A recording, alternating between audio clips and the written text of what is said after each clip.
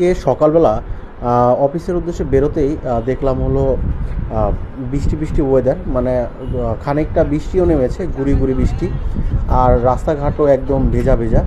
তো একটু ঠান্ডা ঠান্ডাও মানে লাগছিল। তো এর মধ্যে ভাবলাম যে একটু কাশি আছে, তো একটু রং চা খেয়ে নিই। তো পাশে দেখলাম যে একটা দোকান আর কি।